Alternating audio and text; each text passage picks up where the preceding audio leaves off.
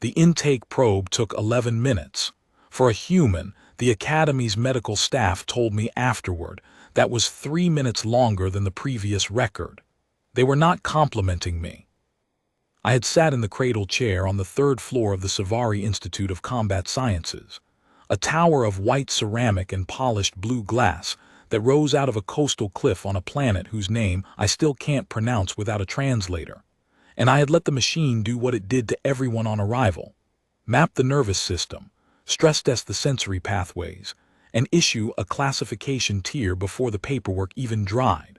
For most cadets, the process took about 8 minutes. For me, it took 11 because the machine kept finding something it didn't like and running the sequence again, as though it suspected its own instruments. The examiner was a Savari. They were tall, all of them were tall, built like a drawing someone had made of a human and then stretched at the neck and limbs, skin a pale silvered blue, eyes black from edge to edge with no white showing at all. This one wore the white coat of the Medical Assessment Division, and she stood at her console with her back to me for the last 4 minutes of the probe, and when the final chime sounded, she turned and looked at me with the specific expression I would come to know well over the following month. The expression of someone who has found a malformed component and is trying to decide whether it is worth the paperwork to return it or simply easier to discard it. "Cadet Akafer," she said, "do you have a history of neurological episodes?" "Blackouts," I said. "Yes." "Triggered by sensory overload?" "Yes." She looked at her console. She looked at me. She looked at her console again. The probe's readings suggest a complete cessation of directed cortical activity during those episodes. Not a reduction, a cessation. That's what the doctors at home said too. The brain does not simply stop, Cadet. Mine does something they couldn't fully explain. They cleared me for deployment. She pulled up the clearance documentation, read it, and set it aside in the manner of someone setting aside a document they have already decided to override. The Savari Institute has its own standards. You are being flagged for administrative review. Your classification is provisionally non-combatant, pending a 30-day observation window and a formal board hearing. She handed me a blue card, the color, I would learn, that every cadet, instructor, and orderly in the building recognized as a medical hold. You are welcome to observe all scheduled instruction. You may not participate in any live exercise, weapons qualification, or sensory intensity training without written authorization from the board. Understood, I said. She looked at me once more, the way a technician looks at a reading that doesn't fit any known category. Then she dismissed me with a gesture and turned back to her console. I took my blue card and found my bunk in Barracks 7. The Savari Institute trained officers, not foot soldiers, officers. The galaxy's best, or so the brochure said, and the brochure was probably right. 43 species had signed the Cooperative Defense Treaty that funded the place, and cadets arrived from all of them.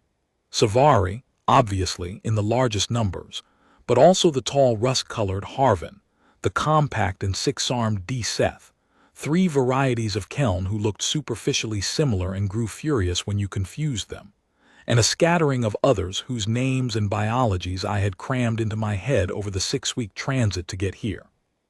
Humans had been admitted to the treaty 2 years earlier. I was the 7th human to apply to the Institute and the first to be accepted. I had spent 11 months in the application process, 9 of those months supplying supplementary documentation, because the Institute's admissions board kept finding new reasons to be uncertain about human neurology, human pain thresholds, human stress responses, all of which sat so far outside their reference ranges that the board kept assuming instrument error. I had passed every test they sent me. I had answered every question. I had flown here on my own credits, transferred 3 times, and arrived on a planet whose air smelled faintly of copper, and whose gravity was 4% higher than Earth's, which I noticed the first day and stopped noticing by the 3rd. And on day 1, the intake probe had handed me a blue card. I clipped it to my breast pocket and wore it every day. There was no point in hiding it. Every cadet in the barracks could see it. The instructors could see it. I was the alien with the broken brain, the human who'd cleared the application process and then failed the medical screen, the curiosity who couldn't even make it to first-week drills without getting flagged. I could feel the weight of it in the way cadets looked at me in the mess hall, not hostility mostly, not from most of them. Mostly something more neutral and more final. The look of people who have already processed you as a non-factor, filed you under a category, and moved on. There was one exception. His name was Torvin, a second-year Savari cadet, broad-shouldered by the standards of his species, which meant he was roughly the width of a standard doorframe. He had the particular manner of someone who had been good at everything long enough that he'd started to believe it was his natural condition rather than the product of effort. He sat across from me at dinner on the second night, looked at my blue card and said, "In Savari Common, they'll discharge you after the board hearing." "Maybe," I said. Certainly. He was not unkind about it. He was simply reporting what he understood to be a fact. The Institute has never graduated a non-combatant classification. The neurological standard exists for good reason. In a live-fire engagement, a cadet who loses directed cortical function is a liability to their unit and a casualty waiting to happen. "That's a reasonable policy," I said.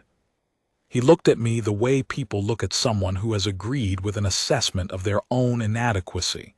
He had expected argument or deflation. He got neither, and that seemed to trouble him more than either would have. He finished his meal and left without another word. I ate my food, which tasted strongly of iron and faintly of something like anise, and thought about the 30 days I had. Observer status has its advantages. You stand at the edge of the drill field and you watch. You sit in the back of the lecture theater and you listen. Nobody expects anything from you, which means nobody is watching you closely, which means you can pay attention to everything without the noise of being evaluated. I watched the first-week combat drills from the observation rail above the training yard. The Savari ran them hard, 2-hour blocks in full sensory simulation kit, the field generators cycling through light pulses, pressure waves, high-frequency sound, olfactory triggers, all the things a battlefield could throw at a nervous system, compressed into a 2-hour window at increasing intensity. The goal was endurance. Most first years lasted 90 minutes before their performance degraded below the passing threshold. A solid few lasted the full 2 hours. Torvin lasted 2 hours and 12 minutes, which got him a nod from the drill instructor, a thick-necked Harvan named Senior Sergeant Dravin, who appeared to express approval exclusively through the presence or absence of visible contempt. I watched the cadets come off the field. I watched the way the Savari shook, a fine tremor in the long limbs, the black eyes slightly unfocused, the jaw set with effort. The Harvan came off in better shape physically, their rust-colored skin damp but their movement still controlled. The D-Seth were a mixed result. 3 of their 6 arms tended to lose coordination first, but their central cognition held well. One of the Kelm cadets, the variant with the lower thermal tolerance, I had noted from the physiology reading I'd done on transit, dropped at the 90-minute mark and had to be walked off by a medical orderly, and I watched the orderly's careful handling and the Kelm's careful dignity in accepting it, and I noted something I would have cause to think about later. The Institute's staff knew precisely how to manage every species failure mode. They had seen it before. They had protocols. There was documentation. Everyone had a failure mode. Everyone's nervous system had a point where the sensory load outran the processing, and something had to give. Mine gave all at once, like a circuit breaker.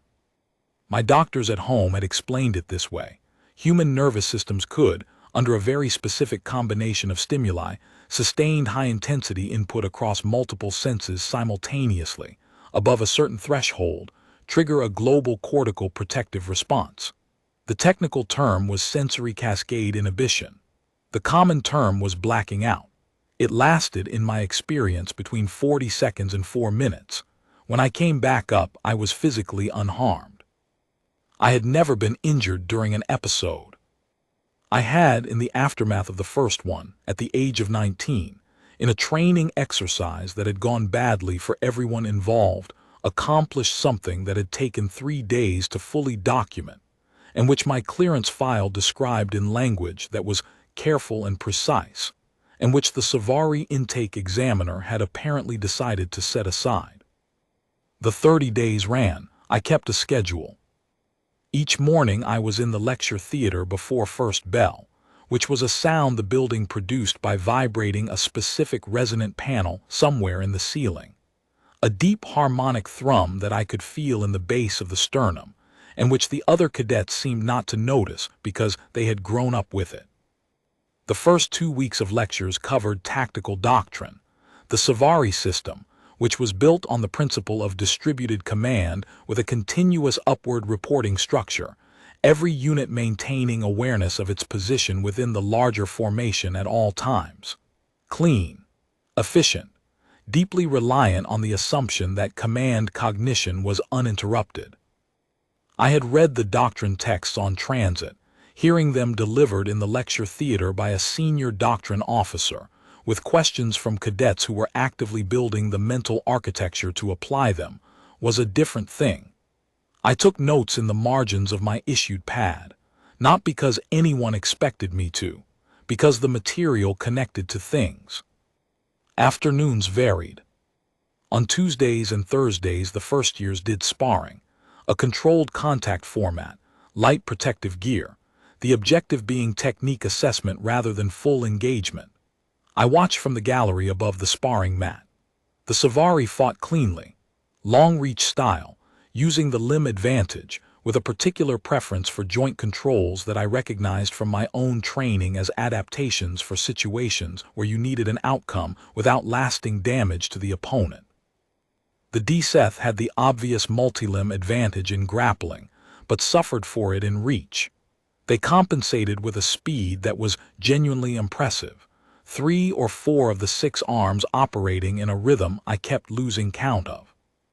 The Harvan were straightforwardly powerful and relied on it more than was probably wise against smaller opponents who could use that power against them. I made a note of that, and then stopped myself, because I was not going to be sparring anyone and it wasn't a note I had any use for. On Wednesdays there was a tactical problem session, groups of cadets given a scenario, limited information, a time window, and a mandate to produce a command recommendation. I sat in the back of the room for these and worked the problem on my own pad while the groups worked theirs. I did not share my answers. Twice the group nearest the back of the room arrived at a solution that was close to mine. Once they didn't, and I thought they had missed a supply line variable that would have materially changed the recommendation.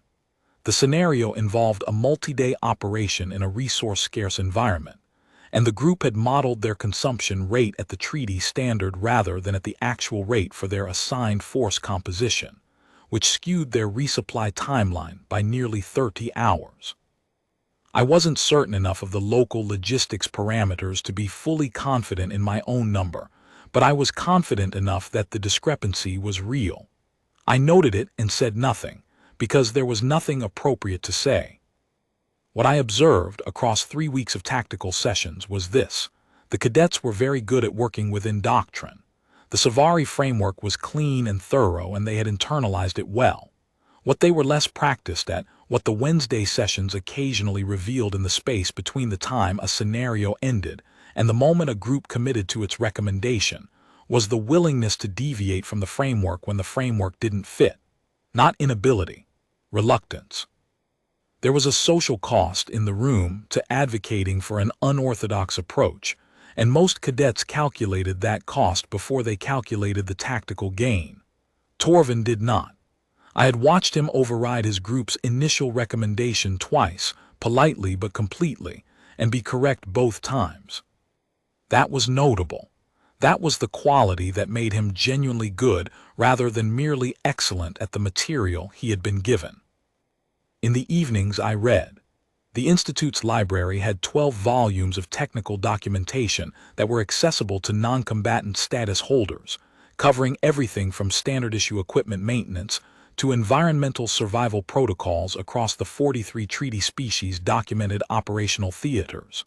I read them in order. The first 3 volumes were tactical doctrine, redundant with the lectures but more detailed, the footnotes alone worth the time. Volume 4 was logistics, which was drier but which contained within its appendices a set of field-expedient resupply protocols that were genuinely elegant. Solutions developed under constraint, which are always more interesting than solutions developed with resources. Volume 5 covered environmental operations across the full range of documented theaters, from deep vacuum to hyperatmospheric. I read that one slowly and took notes on the sections that crossed against my own operational history.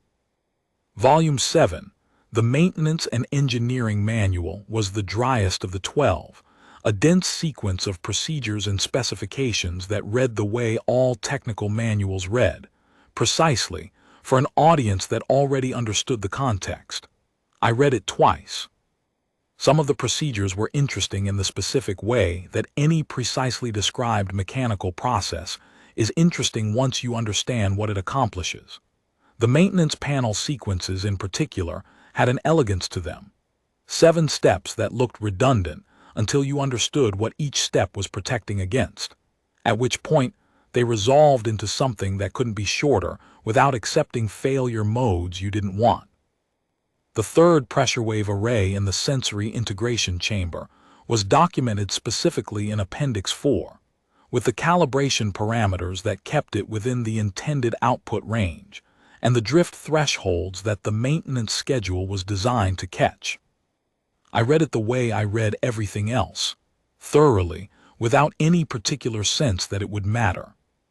Torvin spoke to me twice more in the first 2 weeks, once to tell me neutrally that the board hearing was scheduled for day 32 and that the decision was, in his estimation, predetermined. Once to ask me, somewhat less neutrally, as though the question had been building and he had finally decided it was worth asking, why I was still attending every lecture and taking notes. "It's interesting," I said. He considered this. "You know the material won't transfer. If you're discharged, the Institute's classified coursework stays classified." "I know." "Then what are you doing?" "Reading," I said. He looked at the pad on the table in front of me, which had Volume 7 open to the appendix sections. He looked at me. He left. I think I had become, in some way I didn't fully understand, a minor irritant to him. Not a rival. He was far past me on any metric the Institute tracked, but something. An unexplained data point that sat in his peripheral vision and refused to resolve. That was fine. I was comfortable with unexplained. In the 3rd week, the weather changed. On this planet, the seasons moved faster than Earth's, and the late-season winds came off the ocean cold and direct, pressing through the gaps in the Institute's buildings with a sound that was somewhere between a whistle and a sustained note. The cadets who had been drilling in outdoor kit started drilling in heavier outer layers. I walked the observation rails in a standard-issue thermal liner that the Institute had provided along with my bunk assignment and my blue card, and the cold didn't bother me particularly, and I watched Senior Sergeant Draven push the outdoor drills into the wind with the specific satisfaction of an instructor who believes that adverse conditions are an argument he is making. There was a survival problem in the 3rd week that I watched from a ridge above the test area. Groups of first-year cadets deployed in pairs to a stretch of coastal scrubland, given minimal supplies and a 48-hour window to complete a series of waypointed tasks. I wasn't supposed to be on the ridge. It was outside the standard observer corridor, but the regulations specified the observer corridor for cadets participating in the task, and I was not participating in the task, and the precise language of the non-combatant restriction covered live exercises with direct instruction, not terrain adjacent to a passive observer scenario. I had checked. I walked the ridge for both days, watching through a borrowed scope. Most of the pairs moved efficiently. Torvin was paired with a second-year Harvard cadet named Kess, and they ran the waypoints in good order, using the terrain for shelter against the wind in a way that suggested both of them had read the environmental protocols. A pair of Kelm cadets hit difficulty on the second day when one of them misjudged the stability of a coastal slope and lost a supply pack to the water below. Not a crisis, manageable, but it cost them 2 hours finding an alternative to a waypointed cache they'd planned to resupply from.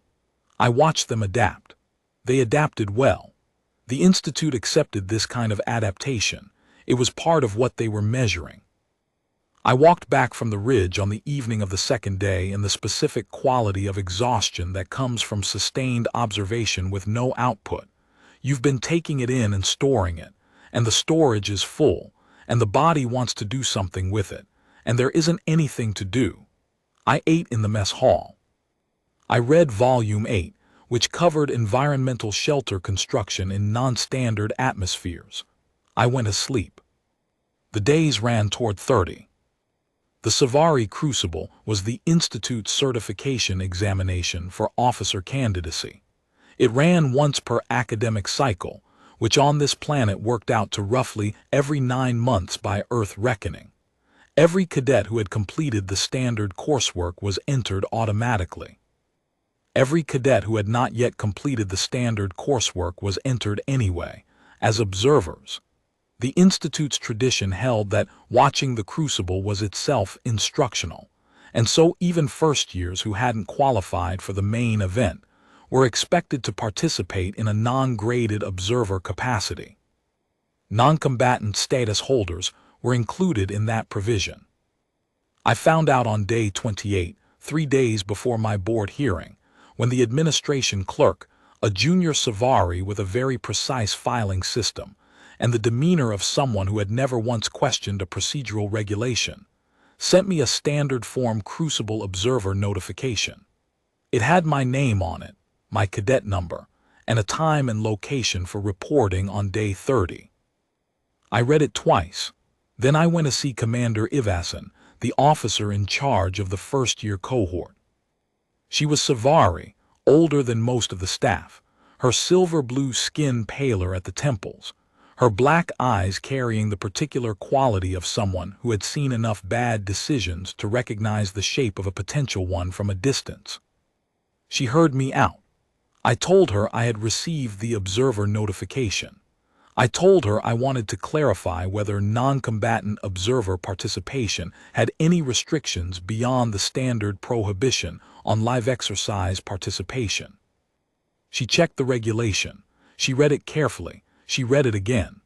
The regulation specifies that all enrolled cadets in observer capacity attend the full Crucible sequence as non-graded participants, she said.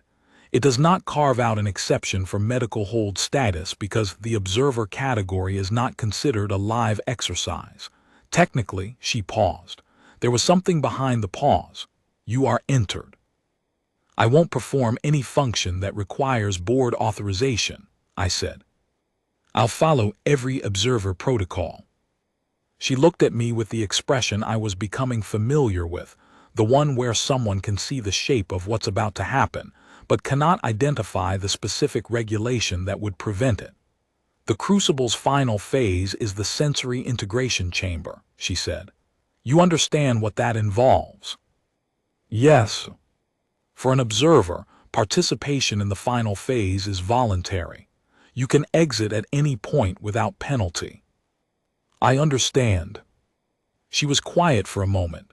The wind pressed against the windows of her office.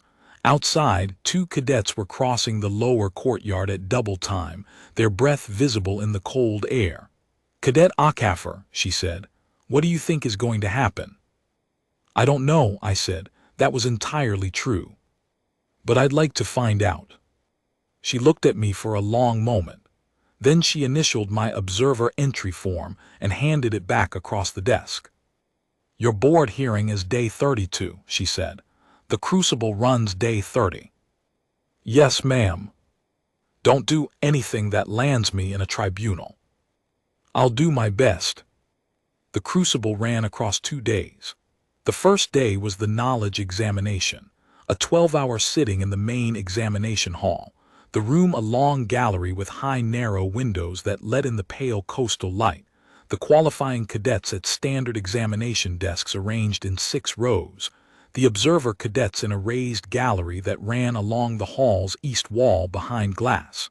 We had a view of the entire floor. We had our own pads. We were not supposed to be taking the examination. I took it anyway, worked through each question on my pad, marked my answers privately, kept the screen dimmed so the cadets beside me in the gallery wouldn't see and feel the need to say something about it. Old habit, or maybe not a habit, maybe just the way I used my hands when my mind was occupied and there was nothing else to occupy the hands. It didn't matter what I scored. I looked at the tally once at the end and then closed the document. The qualifying cadets worked in silence below. The room was very still. 12 hours is a long time to be still in a room, and I noticed the point, somewhere around hour 9, where several cadets' posture shifted, not collapse. Nothing as dramatic as that, but a settling, a slight rounding of the shoulders that indicated the body was making compromises the conscious mind hadn't quite authorized. Torvin didn't shift. He sat with the same specific stillness he stood with on the drill field, the stillness of someone who doesn't make compromises with posture, because he considers it a decision made once and then not revisited. He finished first among the cohort by a significant margin. Left 40 minutes before anyone else, which drew the quiet murmur from the floor that it always does when someone exits an examination that early, the mixture of respect and resentment that is the universal response to watching someone do cleanly what you are still laboring through. He walked out without looking at the gallery. The second day was the practical sequence, 3 phases. The command simulation ran in the morning. Observer cadets watched on screens from a secondary room, while the qualifying cadets worked through a live-action scenario. A multi-faction engagement on a simulated planet surface. Command decisions playing out in real time against an adaptive opposing force staffed by third-year senior cadets who had been running the opposition long enough to have developed specific cruelties. The simulation ran 4 hours. 3 first-years were reclassified during it, pulled from the command track and offered alternative designations, not in disgrace, but in the specific acknowledgement that command was not the right application for every capable cadet. The rest made it through. I watched Torvin run his simulated unit through a series of engagement decisions that included one moment, at roughly the 2.5-hour mark, when the opposing force introduced a second flank pressure that most of the cadets on the floor were still processing, where he made a choice that was technically unorthodox and practically correct. He held his left flank instead of reinforcing his center. The by-the-doctrine response would have been to reinforce the center. Holding the left flank forced the opposing force commander to commit to a front that had been prepared for exactly that commitment, and the engagement folded in Torvin's favor 90 seconds later. Senior Sergeant Dravin, watching the screens from the far side of the observer room, made a noise I had learned to recognize. It was the closest thing Dravin had to satisfaction. The field navigation problem ran in the afternoon on the Institute's coastal terrain. 3 kilometers of rocky hillside above the sea, waypointed problem stations, where each cadet had to solve a field engineering or tactical assessment challenge within a time window. The observer group walked a parallel track to the east, close enough to observe without interfering. The wind had come back, and it was carrying the smell of salt and something organic, something from the water, biological, not unpleasant. It reminded me of the coast where I had done a rotation years ago, and I let myself notice that for a moment and then put it away. Torvin finished the navigation course 40 seconds ahead of the second fastest cadet. He stood at the terminus point with his hands clasped behind his back, looking out over the water, and when the observer group came past he glanced at me once, briefly, the glance you give something that is present but not relevant, and then returned his attention to the sea. I think he had stopped expecting anything from me, 30 days of blue card, and then 28 days of Crucible preparation in which I had attended everything and done nothing visible. I had become furniture in his peripheral vision. That was fine. Furniture can be in useful places. The sensory integration chamber occupied the entire basement level of the main academic building. The elevator that went down to it was larger than the others in the building, which I had noticed on my first exploration of the facility and had noted without yet understanding the reason. But the reason was obvious once I saw the chamber. It was a large room, 40 meters along the long axis, high ceiling, the walls studded with emitter arrays in regular 3-meter intervals, audio, optical, pressure, olfactory, thermal. The floor was marked with a grid. Overhead in the ceiling panels, monitoring sensors ran in long parallel rows. The room could render any documented battlefield sensory environment from the treaty species, combined operational history, and it could render them at any intensity from background level to maximum, and it could combine them in any proportion the scenario required. The qualifying cadets entered and took their positions on the grid, 1 cadet per marked square spaced 1 meter apart. 26 qualifying candidates remained. They occupied a central block of the grid, surrounded by the empty squares at the periphery. I counted positions. Torvin was in the 3rd row from the front, 2nd from center. Inner grid by the technical manual's terminology. I noted that and filed it. Observers stood behind a transparent partition at the near end of the room. It was a good partition, thick enough to muffle the chamber output to a level the Institute considered safe for non-participants, though the technical manual had been honest about the fact that safe for non-participants at the upper cycles meant uncomfortable for most species and actively disorienting for some. Each observer had a passive monitor clipped to the wrist, a physiological tracker, heart rate and cortical stress markers, the Institute's version of due diligence. If an observer's markers crossed the alert threshold, an amber light on the ceiling above them would activate. We could leave at any point. The door behind us was unlocked and would remain so for the full duration. Commander Preth was the presiding examiner on the floor. He was a senior Savari officer, tall even by Savari standards, who had lectured twice during my first month on the application of tactical doctrine in asymmetric engagements. He had a very direct relationship with protocol. He did not deviate from it, and he did not apologize for it. And the effect was that, when he spoke in an official capacity, you believed every word precisely because he never inflated any of them. He gave the briefing to the qualifying cadets in the chamber, 12 cycles, 4 minutes each, increasing sensory intensity per cycle, remain functional, respond to his verbal commands when issued, maintain physical stability, exit at any point if necessary. Exit decisions would be recorded but not held against qualification in all cases. Then he turned and looked at the observer partition and gave the standard observer briefing. Watch, leave if needed, door is open. His eyes moved across the observer line. They stopped on me for 3 seconds. I met them. He moved on. Cycle 1. The lighting shifted a specific flicker pattern, documented in Volume 7 as a simulation of high-intensity directed energy discharge. The frequency was low, the duration brief, a demonstration more than a stress. A low-level pressure pulse followed, more felt in the sinuses than heard. Then a sound frequency I could feel in the sternum, below the threshold of pain, just above the threshold of the body, registering that something is trying to press on it. The qualifying cadets stood. Most showed no visible response. Their training had given them a baseline familiarity with lower intensities. Torvin was entirely still. Several of the DSETs showed a slight coordination adjustment in their secondary arms, the 3 lower limbs recalibrating their stance, which was normal. The DSET used their secondary arms for proprioception as much as manipulation, and sensory input affected them slightly differently than it affected species with 2-limb setups. I noted that I was comfortable. Cycle 1 was well below my threshold, so was Cycle 2.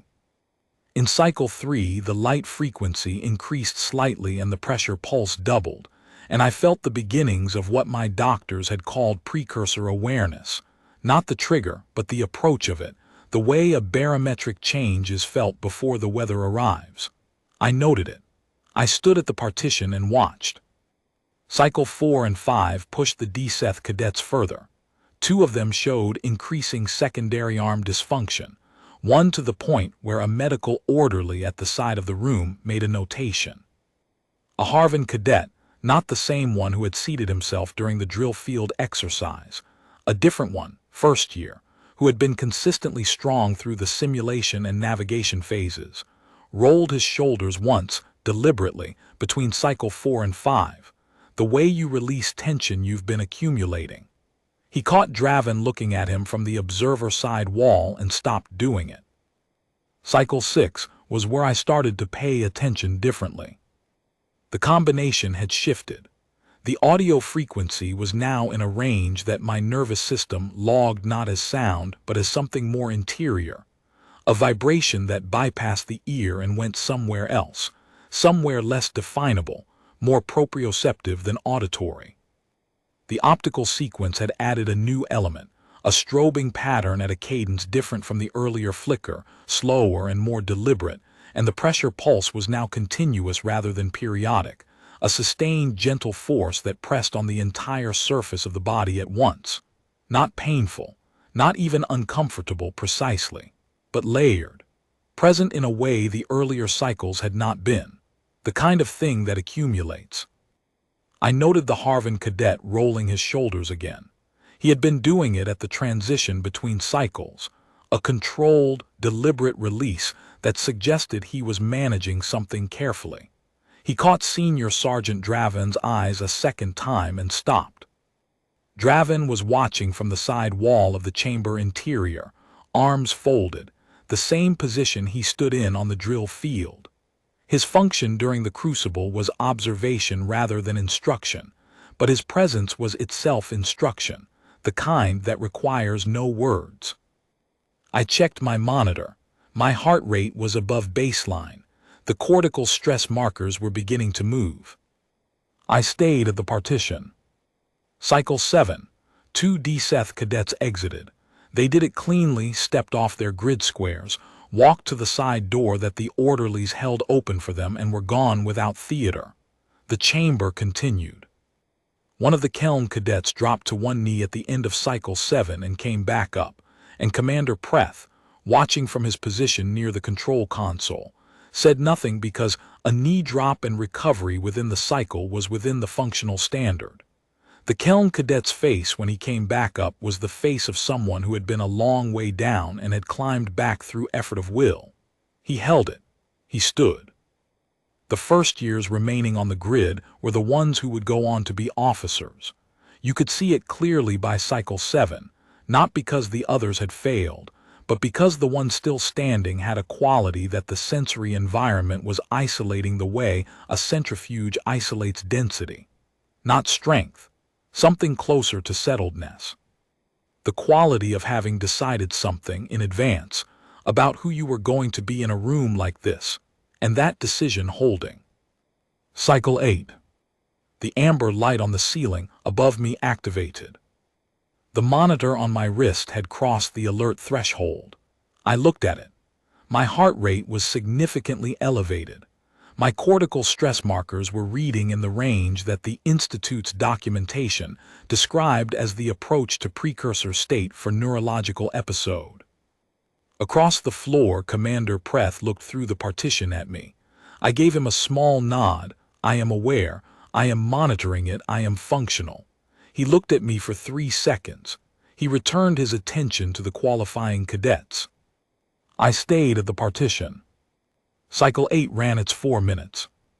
The audio had reached a frequency that was no longer background felt but foreground present, a tone that sat in the middle of my attention the way a held note does, insisting on being noticed. The optical sequence was now running a pattern that pressed against the ability to focus, not at the level of pain, not quite, but at the level where the visual system starts making its own decisions about what to attend to, pulling at the edges of deliberate focus. The pressure pulse had doubled again. The olfactory array was introducing something. A chemical compound I couldn't identify, not unpleasant, not pleasant, simply chemical. Something the nervous system noted and kept noting because it hadn't yet decided what to do with it. I was in precursor state. I knew the territory. The specific combination that triggered the cascade was a function of input type, intensity, and duration in combination. It was not any single element but their conjunction at a sufficient level. I had documentation on my own triggers. I knew I was approaching them. Cycle 9. The combination hit at approximately 90 seconds into cycle 9. The audio crossed into the specific frequency band. The optical sequence added the element that pressed past the eye and into the processing behind it. The pressure hit a threshold my nervous system had been waiting for, and the three inputs arrived simultaneously with sufficient overlap that the protective cascade initiated. I went down. I cannot describe what happens then from the inside. There is no inside. There is the current, the building sensory input, the pressure, the light, the sound, all of it converging, and then there is the gap. The circuit breaker trips. Directed conscious cognition stops. The lights go out in the rooms where I live and something else uses the building. What I am told happened. I went down at the partition at approximately 90 seconds into cycle 9. The observer monitors sounded a full alert, not the amber precursor light, the red alert, the one that indicates an observer has crossed from discomfort into physiological event. Commander Preth suspended the main chamber sequence. Standard protocol for a medical event. Freeze the stimulus, summon medical support, assess. 2 medical orderlies came through the side door at the double. They found me on the floor behind the partition. Not unconscious in the way that word usually means, not slack, not unresponsive. I was moving. Specifically, I was moving with the deliberate efficiency of someone who has a task and is performing it.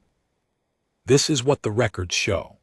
This is what the sensor logs and the 3 camera feeds and the 6 physiological monitors all document, because the Institute keeps comprehensive records of everything that happens during a Crucible, and Commander Preth, once he understood that the medical orderlies were not needed for the reason he had summoned them, had the presence of mind to hold the room and let the logs run and tell everyone to be still. In the gap between Cycle 9's trigger and Cycle 9's suspension, a window the logs date at 4 minutes and 11 seconds, I had moved from my position at the observation partition to the chamber's main control console. The console sat in a recessed alcove at the side of the room, behind the observer partition's sightline restriction, in the space between the partition's southern edge and the chamber's side wall. I had moved to the console. I had the logs are very precise about this, correctly identified a fault in the chamber's cycle 11 emitter sequence. A calibration drift in one of the pressure wave arrays, specifically the third array from the north wall, that would have produced an output approximately 31% beyond the cycle 11 intended maximum. The drift was recent, a maintenance cycle issue, not a design flaw, and it had not yet been caught by the Institute's standard maintenance schedule, because the schedule's next review of that array was 14 days out. I had opened the console's maintenance panel. The maintenance panel is secured by a 7-step mechanical sequence that prevents accidental access, a combination of press-hold inputs, and a sequential release that the technical manual's appendix documents in full. I had executed the sequence correctly. I had identified the drifted calibration parameter within the array's diagnostic menu. I had corrected it to the specified value. I had closed the panel and engaged the security sequence. I had returned to within 2 meters of my starting position at the partition. The logs show all of this in a continuous sequence. No hesitation, no error. The movements are economical and direct. The hands are steady throughout. The 7-step panel access sequence was executed in 11 seconds. I have no memory of any of it. I woke up on the floor behind the partition with my back against the transparent wall and Commander Preth crouching in front of me, his black eyes very steady, and his hands resting on his knees in the posture that I had learned from the cultural briefing documents I'd read on transit. The Savari adopted when they were working deliberately to appear calm. He did not entirely succeed.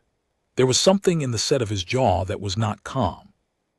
It was something else, something I didn't have a Savari name for yet. "Cadet Akafer," he said. "Commander." My throat was dry the way it always was after an episode. The ambient sensory inputs from the chamber were gone. The room was in suspension, quiet, the emitter arrays dark. "Can you tell me what you just did?" I considered the question. "I went down," I said. "Cycle 9, the audio and optical combination crossed the threshold. The cascade initiated." "I know when you went down." His voice was very even. "Can you tell me what you did while you were down?" I looked at him. No. He held my gaze for a moment longer. Then he stood and held out his hand and helped me to my feet, and he turned to face the room, the qualifying cadets still at their grid positions, silent, watching. The observer cadets pressed against the far side of the observer section, watching. The senior staff along the side walls, watching, and he said, in a voice that carried clearly to the entire chamber, "Cycle 9 is suspended. Take 20 minutes." He guided me with one hand at my elbow to a chair that one of the orderlies had brought from the alcove.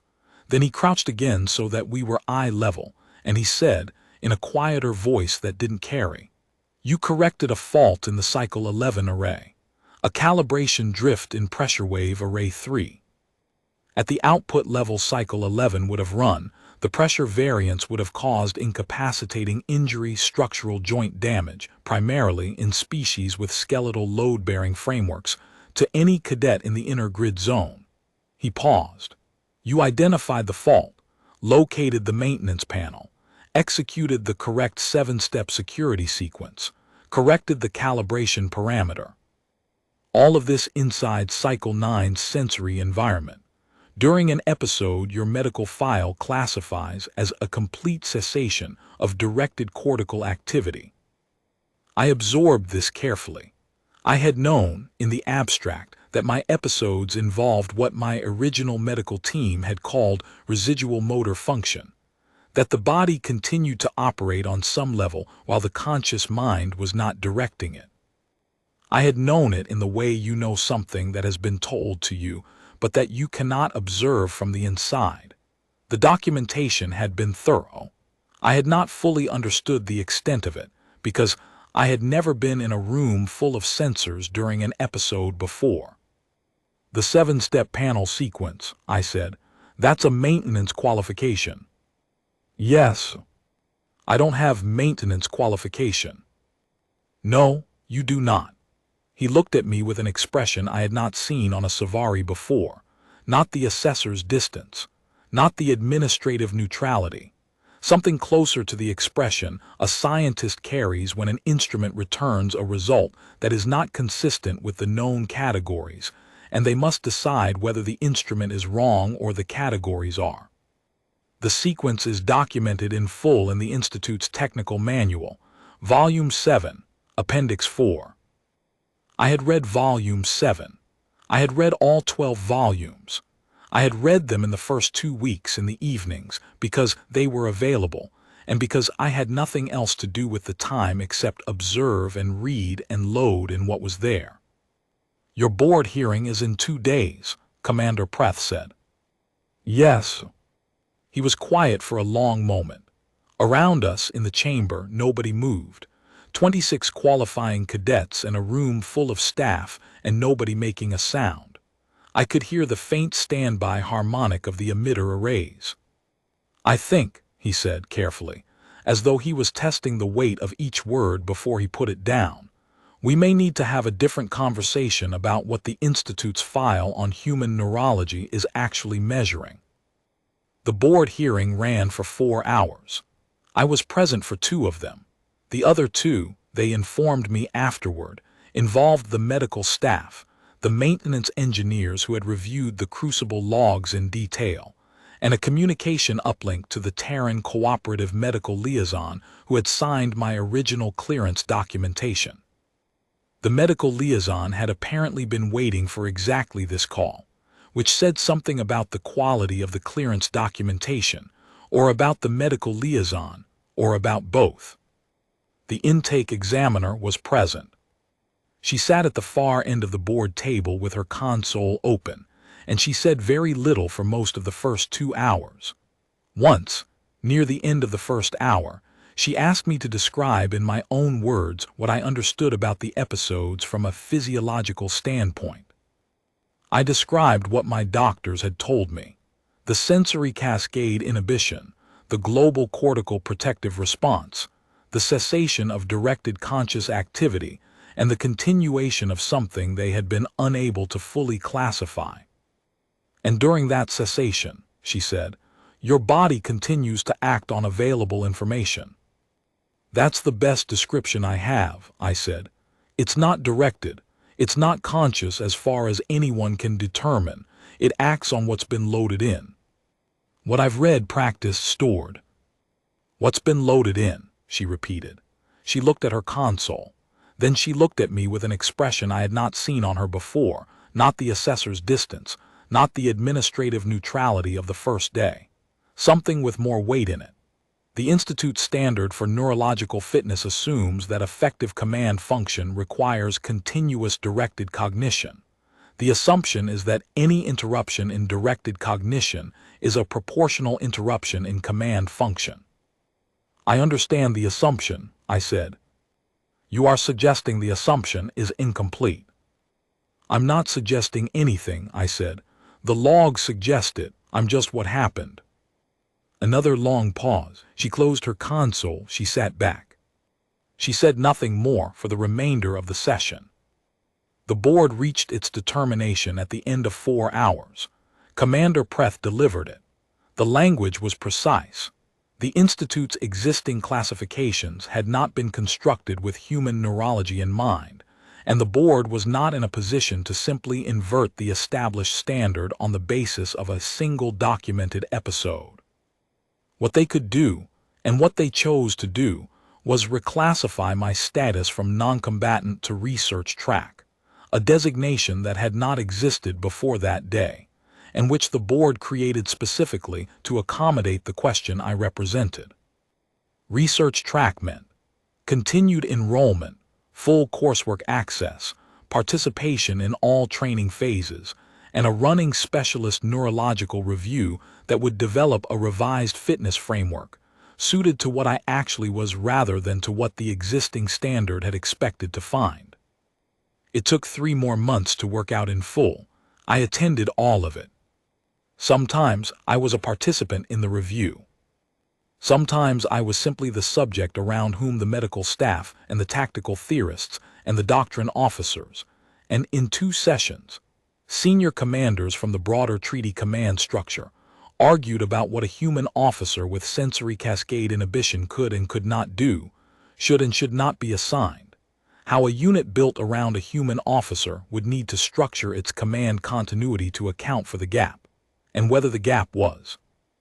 A phrase one of the doctrine officers kept returning to, in a tone that shifted across 3 months from rhetorical to genuine, whether the gap was actually a gap in the operational sense, or a different mode of function that the existing doctrine had no category for. Torvin came to find me in the library at the start of the 2nd week of those 3 months. He stood at the end of the reading table for a moment, in the way of someone who has decided to do something and is completing the decision by doing it. Then he sat down across from me. The Cycle 11 fault, he said. Yes, if it had run uncorrected. The logs give a detailed picture, I said. Incapacitating pressure injury to anyone in the inner grid zone during Cycle 11. Structural joint damage primarily in skeletal load-bearing species. 7 cadets were in the inner grid. He was quiet for a moment. I had the sense he had already run the calculation and was checking mine against his. I was in the inner grid. I know. He looked at the table. He had large hands for his frame, and he set them flat on the surface in the way I had come to read as the Savari posture for careful thinking. You were not graded on the Crucible. No. You corrected the fault on no authority and no assignment, during an episode that your medical file classified as complete cessation of directed cognition, inside a sensory environment running at cycle 9 intensity. He paused. Using a maintenance procedure documented in Volume 7, Appendix 4. That's what the logs show. He looked at me. He had spent 30 days processing me as a non-entity, efficiently, without particular malice, as a simple administrative conclusion, and he was now undoing that methodically, the way a careful analyst undoes a calculation when he finds he has been working with the wrong constant. It was not a quick process. He was thorough. I watched him be thorough, and I let him be. Volume 7, he said at last. It's a well-written manual, I said. He was quiet for another moment. Then, the Institute's file on human neurology. They're rewriting it, I said. Or rather, they're writing the first version. The working file before the Crucible was apparently more of an absence than a document. He absorbed this. He did not smile. The Savari did not operate with the specific facial mechanics of smiling, but something in his expression shifted to a position I had not seen on him before. Not admiration, not quite. Something more like the adjustment a very good analyst makes when he encounters a variable he had not modeled. The genuine article. He stayed at the table a while longer. He didn't say much else, and neither did I when he left. He looked like a man who was revising something fundamental, working it carefully, not yet done. The revised classification came through in the 4th month. Research track was dissolved when the revised framework was finalized, and my file was restated as standard officer candidate standing with an addendum. The addendum ran to 11 pages. It described, in precise Savari bureaucratic language, a set of command continuity protocols specific to human officers with sensory cascade inhibition, how a unit command structure was to be organized around them, what preloaded operational frameworks should be active before a high-intensity engagement, what the unit should expect to happen during the gap, and how to maintain continuity through it, and what to expect from the officer when directed function returned. It described, in language that was careful about exactly how much it was claiming, what had been documented about the behavior during the gap itself, and what the current evidence suggested about the relationship between prior information loading and gap behavior quality. The addendum had been reviewed by the Treaty Command Structure's senior medical authority before it was finalized. It had been signed by the board, by Commander Preth, by the Terran Cooperative Medical Liaison, and last of all, at the bottom of the final page, in the neat, precise notation of someone who had spent considerable time deciding what to make of what they were signing, by the intake examiner. The doctrine officer who handed me my copy described it as the most significant addition to the Institute's command fitness framework in 60 years. He said it with the tone of a man who is simultaneously acknowledging something important and trying to reconcile himself to the fact that a first-year cadet with a blue card was the instrument of it. I thanked him and went back to class. Senior Sergeant Draven ran me through the first sensory intensity drill in the 5th month. Full kit, full field, the same 2-hour sequence the other first years had run in week 1. I came off the field at the 2-hour mark in the cold coastal wind, and Draven looked at me for about 4 seconds, and then his attention moved on to the next cadet in line. 4 seconds from Draven was not nothing. I had learned to read the currency correctly. The Cycle 11 array was recalibrated and recertified. The maintenance schedule was revised to catch that class of drift at 2-week intervals rather than 4. Nobody outside the Institute's technical staff knew about the fault or its correction or what had found it. There was no announcement. The Crucible results were recorded as normal.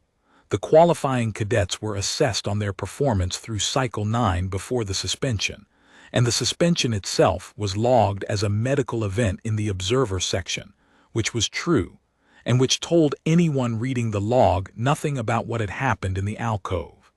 I was not mentioned in the results documentation. The 7 cadets who had been in the inner grid positions during Cycle 9 finished the Crucible sequence, completed the academic cycle, and took their officer commissions. I know this because I checked, sometime in the 6th month, because it seemed like the kind of thing worth knowing, not for any reason I could have articulated cleanly, but because knowing it made a difference to how the whole sequence sat in my mind. They were commissioned. They were out there somewhere serving. The fault had been corrected. The outcome was what it was supposed to be. My file at the close of the first academic year read, Officer Candidate, Research Track dissolved, Standard standing, Addendum attached. The original intake examiner had been the last signature on the addendum. I never went back to ask her what she thought about the blue card. I didn't need to. Some things answer themselves, given long enough and the right evidence.